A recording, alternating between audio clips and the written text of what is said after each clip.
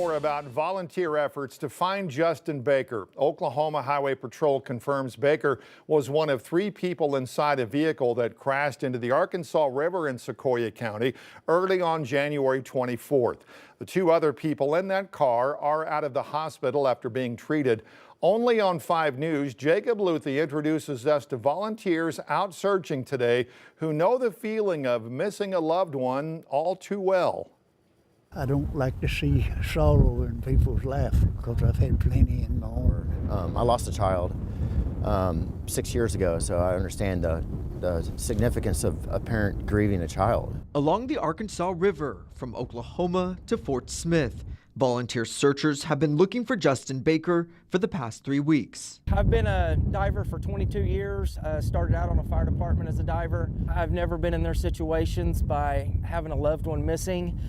But that's what I like doing is helping people get closure. Jason Fullen, Casey Hargrave, and Wilburn Murchison were brought together by Revamp, an organization that supports families and law enforcement agencies navigating cold cases or missing person searches.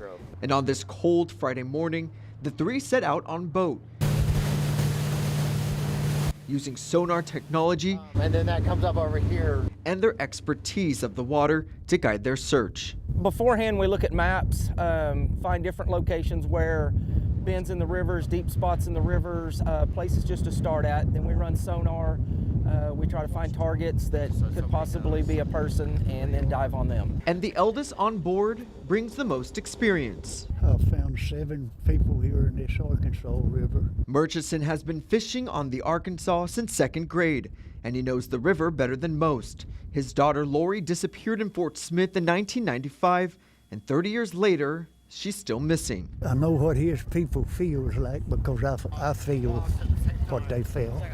I know what it's like to have somebody missing and can't find them, whether they're dead or alive. Though unsuccessful in finding Baker on Friday, the 3 will continue their search, brought together by unfortunate circumstances, connected through pain and the call to step up. When I lost my son, community support got me through the initial loss.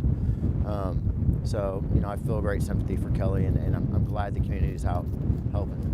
So it says a lot for Fort Smith and Oklahoma. In Fort Smith, covering news where you live, Jacob Luthi, 5 News. Highway Patrol is leading this investigation, and they tell us there are no new developments since last week.